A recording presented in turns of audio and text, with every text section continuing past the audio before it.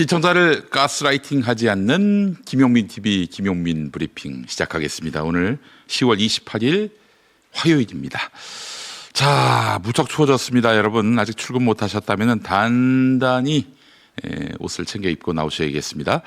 어제도 추웠지만 오늘은 더 춥습니다. 이미 서울 등 전국 많은 지역이 올 가을 들어서 가장 낮은 기온입니다. 내일에야 좀 풀린다고 하는데요. 자, 고향 창릉 현재 기온이 어제보다도 더 추워졌습니다. 영하 1도입니다. 올 가을 들어서 첫 영하 날씨군요. 현재 영하 기온이고요. 바람은 불지 않습니다만은 바람도 부는 곳이 있다고 하니까 여러분 이 추위를 각별히 대비하셔야 할 것 같습니다. 정치자금법 위반 혐의로 김건희 국정농단 특검이 기소한 국민의힘 권성동 의원에 대한 첫 재판이 오늘 열립니다.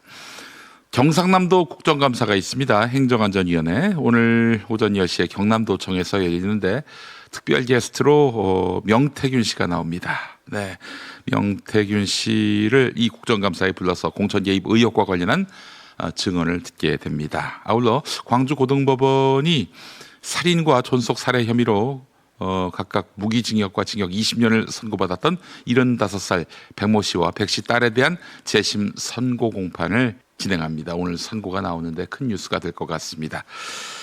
자, 오늘 아침 신문들 어떤 이슈에 주목하고 있을까요? 아무래도 코스피 4천 돌파 소식을 크게 다룰 것 같은데요. 맞습니다. 자, 뉴스 하나하나 살펴보도록 하겠습니다. 코스피가 어제 사상 처음으로 4천선을 돌파했습니다. 이재명 정부 출범 5달 만에 이룬 기록인데요.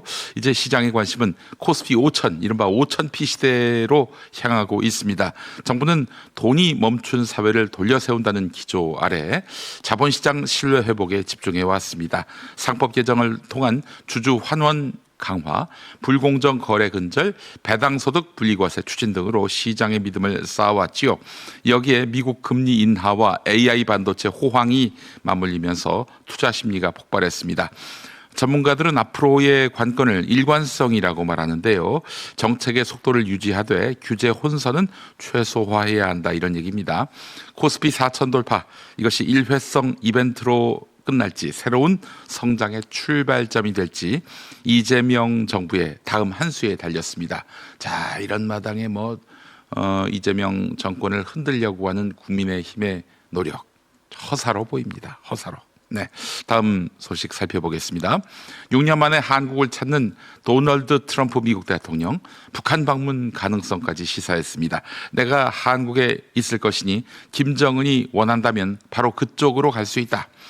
트럼프 특유의 돌발 발언이 세계를 또 한 번 긴장시키고 있습니다. 이번 에이펙 정상회의 일정상 오는 30일 오후가 30일이면 모레 아니겠습니까? 모레 오후가 깜짝 회동의 유력 시점으로 꼽히는데 북한은 어제까지 별다른 반응을 보이지 않고 있습니다. 다만 판문점 인근에서 청소와 정비 작업이 포착되면서 물밑 기류도 감지되고 있는데요. 트럼프는 대북 제재 완화 가능성을 내비쳤고 최선희 북한 외무상이 푸틴 대통령을 만나는 등 북러 협의도 활발합니다. 하지만 북한 관영 매체는 자력갱생을 강조하면서 여전히 냉랭한 분위기를 보이고 있습니다. 트럼프의 방안은 다시 한번 한반도의 시선을 워싱턴과 평양으로 돌려놓고 있습니다. 예측 불가능한 트럼프, 그리고 침묵하는 김정은. 이번에도 깜짝 회동이 현실이 될까요?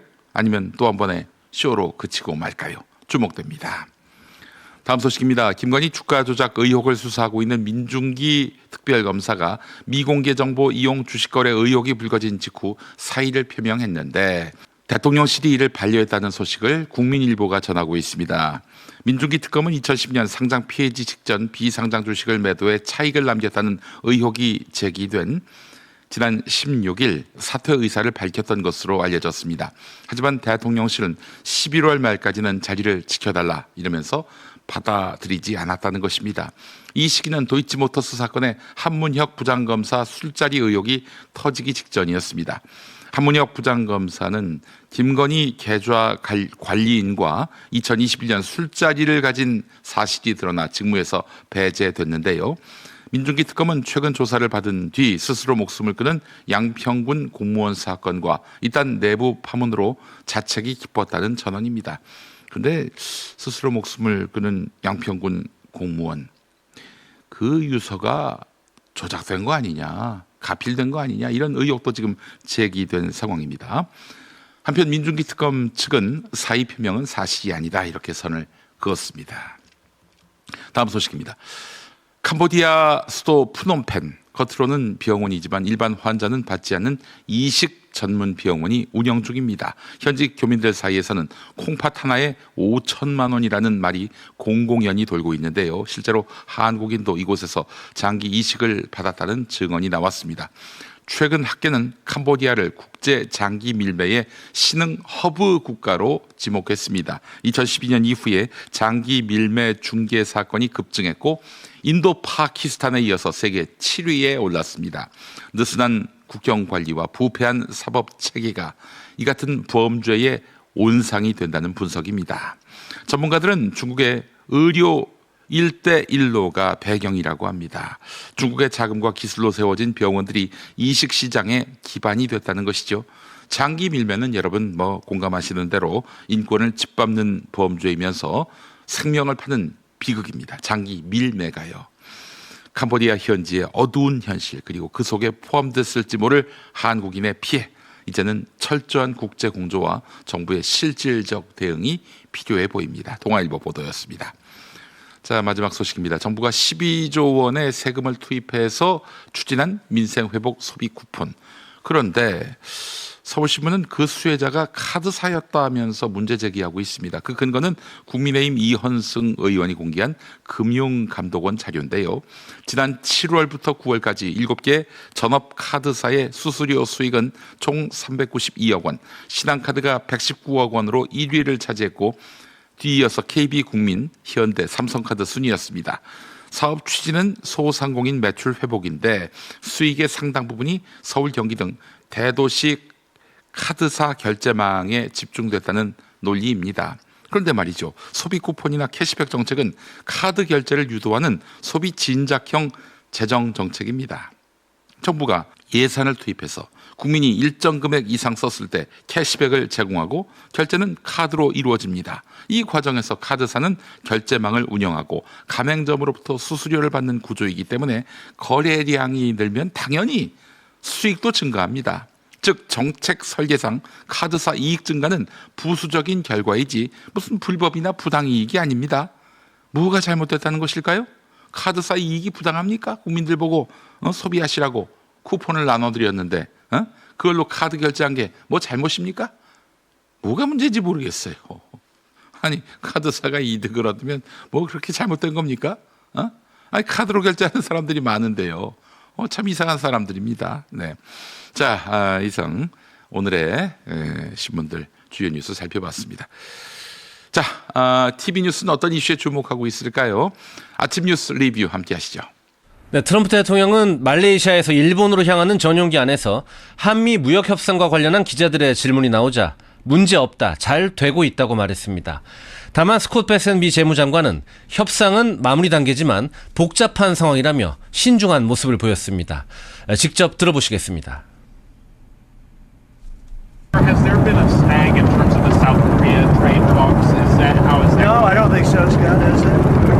No, there's just a lot of details to work out. It's a very complicated deal, and I think we're very close. 3,999로 출발한 코스피는 단숨에 4,000선을 돌파했습니다. 무려 101포인트가 올랐습니다. 4,042.83. 코스피 지수가 설정된 이후 45년 만에 4,000고지에 오른 겁니다. 역사적인 4,000피의 주역은 외국인 투자자였습니다. 외국인들은 10월 들어서 5조 원어치 넘게 바이코리아, 한국 주식을 사들이고 있습니다. 어제 하루에만 실적 개선이 기대되는 삼성전자 등 대형주 위주로 6천억 원 넘게 쓸어 담았습니다. 덕분에 삼성전자는 사상 첫 10만 전자를 달성했고 시가총액도 600조 원을 돌파했습니다. SK하이닉스도 53만 5천 원으로 올라섰습니다. 미국 트럼프 대통령 방한을 앞두고 한미 협력에 대한 기대감으로 조선주도 초강세를 보였고 제약, 유통 등 그동안 소외됐던 업종에도 매수세가 몰렸습니다. 경복궁 바로 옆에 위치한 국립고궁박물관, 조선 왕실의 유물을 전시하는 곳입니다.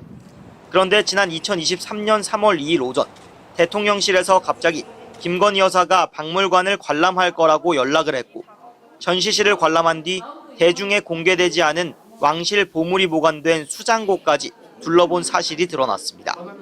김 여사가 둘러본 수장고는 지난 2016년 선착순 모집을 통해 공개된 적이 있을 뿐 일반인 출입이 엄격히 제한된 곳입니다. 수장고엔 국보이자 유네스코 세계기록유산인 조선왕조실록과 조선왕조의궤, 그리고 왕의 초상화인 어진 등 2,100여 점의 유물이 소장돼 있었습니다. 김 여사는 이 수장고 안에 있는 조선 왕실 보물들을 10분간 살펴보고 관장 등의 설명도 들은 걸로 확인됐습니다. 민주당의 비공개 의원총회에서 국회 법제사법위원회 간사인 김용민 의원은 대통령 재판 중지법을 국회 본회의에서 신속히 처리하자고 제안한 걸로 전해졌습니다. 재판받는 피고인이 대통령에 당선되면 임기 종료까지 법원이 재판을 정지하도록 형사소송법에 명문화하자는 겁니다. 해당 법안은 지난 5월 민주당 주도로 국회 법사위를 통과했지만 방탄 입법 논란 속에 서울고등법원이 이 대통령 재판을 연기하고 민주당 새 원내지도부가 들어서면서 본회의 상정이 보류된 상태입니다. 법원은 현재 이 대통령 사건 기일을 추후 지정, 즉 나중에 정하겠다고 밝혔는데 사실상 재판은 멈춰 있습니다. 민주당 지도부는 김 의원 개인 의견이라고 일단 선을 그으면서도 경주의 대표 관광명소인 황리단길입니다. 평일 10도 안팎의 쌀쌀한 날씨에도 인파가 몰렸습니다. 기대와 설렘은 정상회의장을 넘어 경주 전역으로 퍼지고 있습니다. 오페크 때문에 이제 축제도 많이 하고 활기도 차고 여기서 이제 그런 큰 회의가 열린다는 것도 몸소 느끼고. 신라 전통 의상을 입고 첨성대 앞을 누비고 가족들과 사진을 찍으며 추억도 남겨봅니다. 본격적인 에이펙 주간을 맞아 첨성대가 위치한 경주 역사유적지구는 평일 낮에도 관광객들로 북적였습니다. 에이펙 정상회의를 기념해 특별전도 준비됐습니다. 국립경주박물관은 서울과 경주 그리고 청주에 흩어져 있던 각각 6점의 신라 금관과 금허리띠를 한 곳에 모아 전시합니다.